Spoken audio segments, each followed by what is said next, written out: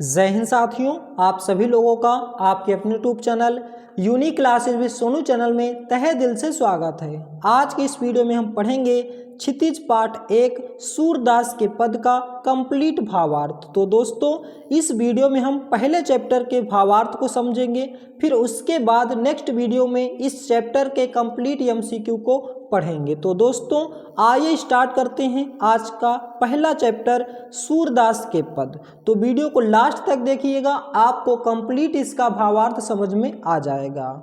तो पहला है, ऊधव तुम हो अति बड़ भागी, अपरस रहत स्नेह तगातय, नाहिन मन अनुरागी। इस पद में गोपियां श्री कृष्ण के मित्र से कहती हैं कि हे उद्धव, तुम बहुत भाग्यशाली हो जो अपने मित्र श्री कृष्ण के पास रहकर भी उनके प्रेम को नहीं जान पाए, अर्थात उनसे प्रेम नहीं कर पाए, नहीं तो आपको उनसे दूर होने का दर्द सहन करना पड़ता। पुरैन पात रहत जल भीतर, तारस तेह न तागी। कह रहे हैं कि आप बिल्कुल पानी में खिले कमल के पत्ते की तरह हैं जो पानी के भीतर रहकर भी अछूते हैं। जो जलमाह तेल की गागरी, बूंद न ताको लागी। कह रहे हैं कि जिस तरह तेल की गगरी को अगर पानी में डालकर निकालें फिर भी उसमें कुछ भी गीला ना हो पाए, बिल्कुल आप वैसे ही हैं जो श्री कृष्ण के पास होकर भी उनके प्रेम से अनजान हैं, उनका प्रेम आपको छू तक नहीं पाया है। प्रीति नदी में पाव न बोरियो, दृष्टि न रूप परागी। गोपिकाएं कहती हैं कि प्रेम की नदी में तो आपने पैर भी नहीं डुबोया और ना ही उस पर नजर डाली है। सूरदास अबला हम भोरी, गुर चींटी जो पागी, गुर चाटी जो पागी। तो कहती हैं कि सूरदास के पद में कहती हैं कि लेकिन हम गोपिकाएं तो अबला नारी की तरह हैं जो श्री कृष्ण के प्रेम में इस तरह से चिपट गई हैं जैसे गुड़ से चींटियां चिपट जाती हैं और अपने प्राण को खो देती हैं। तो एक बार फिर से देखिए, आपका एक एक पॉइंट क्लियर हो जाएगा। ऊधव तुम हो अति बड़ भागी, अपरस रहस स्नेह तगाते, नाहिन मन अनुरागी। गोपिकाएं से उद्धव से कहती हैं कि श्री कृष्ण के मित्र से कहती हैं उद्धव से कि हे उद्धव, तुम बहुत भाग्यशाली हो जो अपने मित्र श्री कृष्ण के पास रहकर भी उनके प्रेम को नहीं जान पाए हो, अर्थात उनके प्रेम नहीं कर पाए हो, नहीं तो आपको भी उनसे दूर होने का दर्द सहन करना पड़ता। पुरैन पात रहत जल भीतर, तारस देह न तागी। कहती हैं कि जिस प्रकार आप बिल्कुल पानी में खिले कमल के पत्ते की तरह हैं जो पानी के भीतर भी रह करके अछूते हैं, और जो जल माह तेल की गागरी, बूंद न ताको लागी। कहते हैं जिस प्रकार पानी की जल में गागर को डुबो दिया जाता है, उसमें एक बूंद भी नहीं लग पाता, आप उस तरह भी श्री कृष्ण के प्रेम से अछूते हैं, यानी कि उनका प्रेम आपको छू नहीं पाया है। प्रीति नदी में पाव न बोरियो, दृष्टि न रूप परागी। कहते हैं कि प्रेम की नदी में तो आपने पैर भी नहीं डुबोया और ना ही उन पर नजर डाली है। सूरदास के पद में कहते हैं कि अबला हम भोरी, गुर चींटी चाटी जो पागी। कहती हैं कि हम गोपिकाएं तो अबला नारी की तरह हैं जो श्री कृष्ण के प्रेम में इस तरह से चिपट गई हैं जैसे चींटियां गुड़ से चिपट जाती हैं और अपना प्राण खो देती हैं। तो ये पहला पद का आपको क्लियर अभावार्थ समझ में आ गया होगा। अब आइए दूसरा पद को पढ़ते हैं। मन ही मन की मांझ रही। इस पद में गोपिकाएं कहती हैं कि हम अपने मन ही मन की बात मन में ही रख लिया है। कहती है कि हमने अपने मन की बात मन में ही रख लिया है। कहिए जाई कौन है उद्धव, कौन पे उद्धव नाही परत कही। कहते हैं कि उद्धव, आप जो संदेश लेकर आए हैं वह तो ठीक है, हम तो अपने मन का दर्द व्यक्त करना चाहती हैं लेकिन कह नहीं पाती हैं। अवधि आधार आस आवन की तन मन बिथा कही है। कहती हैं कि पहले तो श्री कृष्ण के आने के इंतजार में अपना दर्द सहा था, लेकिन जब वापस लौट कर आएंगे तो अपने मन की बात कहती कि उनके आने की आस थी और वो आ नहीं रहे हैं, हम अपने मन की व्यथा को किससे कहेंगे। अब इन जोग संदेशन सुनि सुनि बिरहिन विरह दही। कहती हैं कि अब इस जोग भरे संदेशा सुनकर सभी गोपिकाएं दुखी हो जाती हैं। चाहत हुती गुहार जितहि तय उत तय धार बही। कहती हैं गोपिकाएं, कहती हैं श्री कृष्ण ने जो हमारे साथ ज्ञान योग यानी कि ज्ञान योग संदेश भेज कर हमें और दुखी कर दिया है। सूरदास अब धीर धरे क्यों मर्यादा न रही। सूरदास के पद में कहती हैं कि दुखी स्वर में बोलती हैं कि दुख में लोग रक्षक को पुकारते कहते हैं जो हमारे रक्षक हैं वही हमारे दुख का कारण बन गए हैं, उन्होंने हमारे साथ छल किया है। अब हम अपने मन का मतलब कहते हैं कि सूरदास अब धीर धरें क्यों मर्यादा न ले। कह रहे हैं कि हमने बहुत धीरज रखा है, अब हम क्यों न मर्यादा लांघे, क्यों न मर्यादा का उल्लंघन करें। एक बार फिर से मन ही मन की मांझ रही। गोपिकाएं कहती कि हमने अपने मन की बात मन में ही रख लिया है। कहिए जाई कौन पाए उद्धव नाही परत कही। कहती कि उद्धव जी आप संदेशा लेकर आए हैं वह तो ठीक है, हमें तो अपना दर्द व्यक्त करना चाहती थी लेकिन कह नहीं पाए। अवधि आधार आशावन की तन मन बिथा सही। कहती कि उद्धव श्री कृष्ण के आने की तो पूरी आस थी, जिसलिए कि हम लोग अपना मन का व्यथा यानी कि गोपिकाएं कहती हैं कि हम वो अपना पूरा का पूरा मन का व्यथा उनसे सुना पाते और चाहत हुती गुहार तय धार बही। कहती अब इन जोग संदेशन सुन विरह दे। कह रही हैं कि अब आप इस संदेशा यानी कि जोग भरे संदेशा को सुना करके हमारे मन में और अधिक कष्ट उठा रहे हैं, यानी कि हमें और दुखी कर रहे हैं। चाहत हुती गुहार तय उत तय धार बही। सूरदास अब धीर धरे क्यों मर्यादा ना लागही। सूरदास के पद में गोपिकाएं कहती हैं कि हमने अपने अभी तक तो हमने अपने धीरज को रखा है, अब क्यों ना उल्लंघन करें, अब क्यों ना मर्यादा लांघें। दुखी स्वर में बोलती हैं कि उसने दुख में लोग तो अपने रक्षक को पुकारते हैं, हमारे रक्षक तो वही हैं जो हमारे दुख का कारण बने हैं।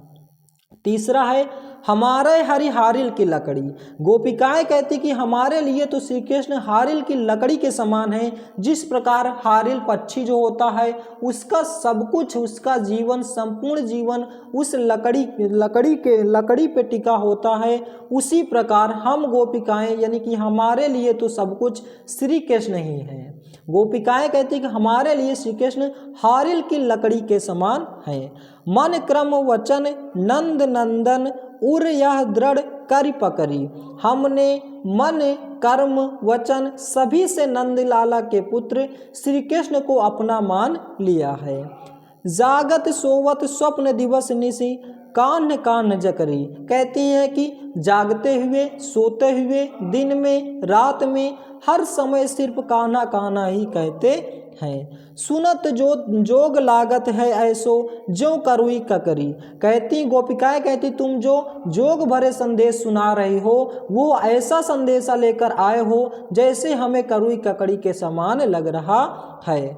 सूतो व्याधि हमको लय आए देखी सुनी ना करी। हमें तो श्री कृष्ण के प्रेम का रोग लग गया है, हम तो रोग भरा संदेशा का कोई मतलब नहीं, यानी कि जोग भरे संदेशा का कोई अर्थ नहीं है। यों तो सूरत नहीं लय सैपो जिनके मन चकरी। यह योग संदेशा उनको सुनाइए जिनका मन चंचल है, यानी कि व्याप्त है चारों दिशाओं में, जिसका मन चंचल है। हम तो हमारे मन में, हमारे रोम रोम में श्री कृष्ण ही बसे हैं, हमारे ऊपर इस योग भरे संदेश का कोई इफेक्ट नहीं पड़ेगा। फिर से एक बार हमारे हरि हारिल की लकड़ी। गोपिकाएं कहती कि हमारे लिए श्री कृष्ण हारिल की लकड़ी के समान है।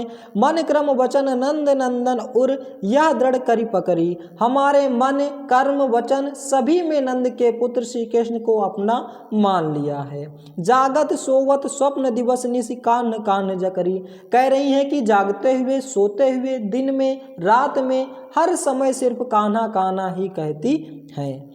सुनत जोग लागत है ऐसो जैसे करुई ककरी। गोपिकाएं कहती कि हे उद्धव तुम यह जो जोग भरा संदेशा सुना रहे हो यह संदेशा हमें करुई ककड़ी के समान लग रहा है। सूतो व्याधि हमको लय आए, देखी सुनी ना करी। कह रहे कि हमें तो श्री कृष्ण के प्रेम का रोग लग गया है, अब तो जोग भरा संदेशा का कोई अर्थ नहीं है, कोई मतलब नहीं है। यह तो सूरत नहीं लय सैपों जिनके मन चकरी। कह रहे कि यह योग भरे संदेशा आप उनको सुनाइए जिनका मन चंचल है, व्याप्त है। हमारे ऊपर इस योग भरे संदेशा का कोई इफेक्ट पड़ने वाला नहीं है। नेक्स्ट है हमारा, हरि है राजनीति पढ़ आए। गोपिकाएं अब रुष्ट हो जाती हैं, बहुत ज़्यादा क्रोधित होती हैं, तो बोलती हैं कि भगवान श्री कृष्ण अब राजनीति पढ़ लिए हैं, अब उन्हें प्रेम कहाँ। जब से वो मथुरा गए हैं तब से वे क्या कर लिए हैं, राजनीति पढ़ लिए हैं। समझी बात कहत मधुकर के, समाचार सब पाए। वे कहती हैं, भंवरे को संकेत करते हुए बोल रही हैं, पर संदेश सबको प्राप्त हो रहा है। मतलब एक भंवरे को देख करके उसकी ओर संकेत करके बोल रही हैं, लेकिन समाचार सब पाए, सबको संदेश प्राप्त हो रहा है। एक अति चतुर होते पहले ही अब गुरु ग्रंथ पढ़ाए। कहते हैं कि वे श्री कृष्ण तो पहले से ही इतने चतुर थे, अब मथुरा जाके उन्होंने गुरु ग्रंथ पढ़ लिए हैं, जिससे और भी चतुर हो गए हैं। बड़ी बुद्धि जानी जो उनकी जोग संदेश पढ़ाएं। कह रहे हैं कि वहाँ जाकर उनकी अब बुद्धि बढ़ गई है और ज़्यादा उनको ज्ञान हो गया है, जो हमारे लिए उन्होंने जोग संदेशा भेजा है। उद्धव भले लोग आगे के परहित डोलत धागे। कहती हैं कि हे उद्धव, आप तो अच्छे हैं, आप जाके श्री कृष्ण से कहिएगा कि वे जब मथुरा जाते समय हमारा मन भी ले गए थे, अब अपने मन फेर पई हैं, चलत जू हुते चुराए। वे अब अपने ही मनमानी कर रहे हैं, उन्होंने चलते हुए जो हमारा मन चुरा लिया था। ते क्यों अनीति करे आपुन, जे और अनीति छुड़ाए। कह रहे हैं कि वे सारे अन्याय का, सारे संसार का अन्याय छुड़ाने पे लगे हैं, लेकिन हमारे सारे अन्याय, हमारे साथ अन्याय हुआ है जो खुद करके गए हैं, कि वो कोई और चाह कर भी कोई और न चाहे, किसी और को मतलब चाह रहे हैं। राज धर्म तय यह सूर जो प्रज्ञा जाहि न प्रजा न जाहि सताए। कह रहे हैं कि एक राजा का धर्म होता है कि वह प्रजा को सताए नहीं, उसका देखभाल करे एक अपनी प्रजा का। तो एक बार फिर से देखते हैं, अंतिम है, यहीं पे आपका ये चैप्टर पूरा समाप्त हो जाएगा। हरि है राजनीति पढ़ आए। गोपिकाएं भगवान उद्धव से कहती हैं श्री कृष्ण के बारे में कि भगवान श्री कृष्ण अब राजनीति पढ़ लिए हैं, अब उन्हें प्रेम कहाँ। समझी बात कहत मधुकर के, समाचार सब पाए। वे भंवरे की ओर संकेत करके यह बात बोल रही हैं, लेकिन सबको संदेश प्राप्त हो रहा है। एक अति चतुर पहले ही अब गुरु ग्रंथ पढ़ाए। कहती हैं गोपिकाएं, कहती हैं कि वे पहले से ही इतने चतुर थे, लेकिन अब वे गुरु ग्रंथ पढ़ लिए हैं, मथुरा जाके उन्होंने गुरु ग्रंथ पढ़ लिए हैं। बड़ी बुद्धि जानी जो उनकी जो जोग संदेश पठाए। कह रहे हैं कि अब उनकी बुद्धि यानी कि उनका दिमाग बढ़ गया है, अब उनकी बुद्धि बढ़ गई है, जो वहाँ जा कर के उन्होंने हमारे लिए जोग संदेशा भेजा है। उद्धव भले लोग आगे के परहित डोलत धागे। कहते कि हे उद्धव, आप तो बहुत अच्छे हैं, जो हमारे लिए श्री कृष्ण जाइएगा तो श्री कृष्ण से कहिएगा कि वे मथुरा जाते समय हमारा मन भी ले गए थे, अब अपने मन फेर पाई हैं, चलत जू हुते चुराए। कह रहे हैं कि अब वे अपने मन की ही मनमानी कर रहे हैं, चलते समय जो उन्होंने हमारा मन चुरा लिए थे। ते क्यों अनीति करे आपुन, जे और अनीति छुड़ाए। कहते हैं कि वे खुद क्यों अनीति कर रहे हैं, जो कि किसी और का अनीति छुड़ाते रहते थे। राज धर्म तो यसै सूर्य जो प्रज्ञा न जाहि सताए। कहती हैं कि एक राजा का धर्म होता है जो कि अपनी प्रजा को सताए नहीं, उसका देखभाल करे, लेकिन वे तो हमारे साथ अन्याय कर रहे हैं, हमें हमारा मन चुरा करके भी अब हमारे पास नहीं आ रहे हैं। तो दोस्तों, ये था इस चैप्टर का कंप्लीट सारांश। आशा करता हूँ कि आपको अच्छे से समझ में आ गया होगा। यदि आप हमारे चैनल पे नए हैं तो चैनल को सब्सक्राइब करें, वीडियो को लाइक करें और ज़्यादा से ज़्यादा शेयर करें। दोस्तों ये तो क्षितिज पार्ट 1 था। कृतिका भाग 2 का हम लोग कंप्लीट बुक का एमसीक्यू और सारांश पढ़ चुके हैं। अगर अभी तक आपने उस वीडियो को नहीं देखे हैं तो प्लेलिस्ट में जाके उसे देख सकते हैं। तो वीडियो आपको कैसा लगा इसका जवाब आप हमें कमेंट बॉक्स में ज़रूर दें। आज का वीडियो बस यहीं तक, मिलते हैं नेक्स्ट वीडियो में। जय हिंद, जय भारत।